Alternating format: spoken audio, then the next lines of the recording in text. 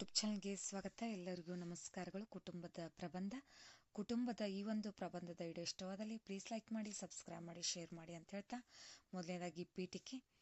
ಮಾನವರಲ್ಲಿ ಒಂದು ಕುಟುಂಬವು ರಕ್ತ ಸಂಬಂಧ, ಹೊಂದಾಣಿಕೆ ಅಥವಾ ಸಹವಾಸದಿಂದ ಒಟ್ಟಾಗಿರುವ ಒಂದು ಗುಂಪು ಎಂದು ಹೇಳಬಹುದು. ಕುಟುಂಬವು ಸಮಾಜದ ಬಹುಮುಖ್ಯ ಅಂಗವಾಗಿದೆ. ಬಹಳಷ್ಟು ಸಂದರ್ಭಗಳಲ್ಲಿ ಮಕ್ಕಳು ಜನರೊಂದಿಗೆ ಬೆರೆತು ಸಾಮಾಜಿಕವಾಗಿ ಸಮರ್ಥರಾಗಲು ಕುಟುಂಬವೊಂದು ಅಗತ್ಯ ಸಂಸ್ಥೆಯಾಗಿ ನಿಲ್ಲುತ್ತದೆ.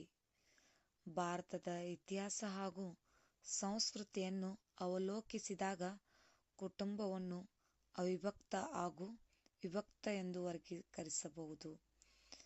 ವಿದೇಶಿ ಸಂಸ್ಕೃತಿಯ ಪ್ರಭಾವದಿಂದಾಗಿ ಇತ್ತೀಚೆಗೆ ಏಕಪೋಷಕ ಕುಟುಂಬವೊಂದು ನಿರ್ಮಾಣವಾಗಿದೆ.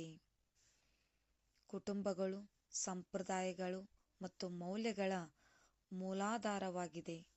ಕುಟುಂಬವು ಕೆಲವು ಸಂಬಂಧಿತ ವ್ಯಕ್ತಿಗಳ ಗುಂಪಿಗಿಂತ ಹೆಚ್ಚು. ಇದು ಪರಸ್ಪರ ನಂಬಿಕೆ, ಪ್ರೀತಿ ಮತ್ತು ಹಂಚಿಕೊಂಡ ಅನುಭವಗಳ ಮೇಲೆ ನಿರ್ಮಿಸಲಾಗಿದೆ. ಮುರಿಯಲಾಗದ ಬಂಧವನ್ನು ಪ್ರತಿನಿಧಿಸುತ್ತದೆ. ನಮ್ಮ ಕುಟುಂಬವು ನಮ್ಮ ಆರಂಭಿಕ ನೆನಪುಗಳಿಂದ ನಮ್ಮ ಜೀವನದ ಪ್ರಮುಖ ಮೈಲುಗಲ್ಲುಗಳವರೆಗಿನ ನಿರಂತರ ಮಾರ್ಗದರ್ಶಿ ಶಕ್ತಿಯಾಗಿ ಉಳಿದಿದೆ. ಅವರು ನಮ್ಮ ಪಾತ್ರವನ್ನು ರೂಪಿಸುವ ಮೌಲ್ಯಗಳನ್ನು ಮತ್ತು ನಮ್ಮ ಬೇರುಗಳಲ್ಲಿ ನಮ್ಮನ್ನು ನೆಲೆಸುವ ಸಂಪ್ರದಾಯಗಳನ್ನು ನಮ್ಮಲ್ಲಿ ತುಂಬುತ್ತಾರೆ. ಕುಟುಂಬಗಳು ಹಂಚಿದ ಆಚರಣೆಗಳ ಸಂತೋಷದಿಂದ ಸಾಮೂಹಿಕ ದುಃಖದಲ್ಲಿ ಕಂಡುಬರುವ ಸಾಂತ್ವನದವರೆಗೆ ಸೌಕರ್ಯದ ಧಾಮವನ್ನು ಒದಗಿಸುತ್ತದೆ. ಅವರು ನಮ್ಮನ್ನು ಬೇಷರತ್ತಾಗಿ ಸ್ವೀಕರಿಸುವ, ಅರ್ಥ ಮಾಡಿಕೊಳ್ಳುವ ಮತ್ತು ಪ್ರೀತಿಸುವ ವಾತಾವರಣವನ್ನು ನೀಡುತ್ತದೆ. ಇನ್ನು ಕುಟುಂಬವು ನಾವು ದಾರಿ ತಪ್ಪಿದಾಗ ನಮ್ಮನ್ನು ನಿರ್ದೇಶಿಸುವ ದಿಕ್ಸೂಚಿಯಾಗಿದೆ.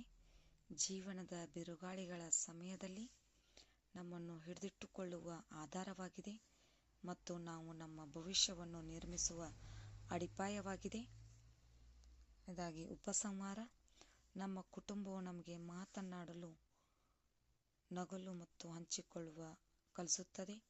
ಪ್ರತಿಯೊಂದು ಕುಟುಂಬವು ಸದಸ್ಯರು ದೊಡ್ಡವರು ಅಥವಾ ಚಿಕ್ಕವರು ನಮ್ಮ ಜೀವನದಲ್ಲಿ ವಿಶಿಷ್ಟವಾದ ಪಾತ್ರವನ್ನು ಹೊಂದಿದ್ದಾರೆ.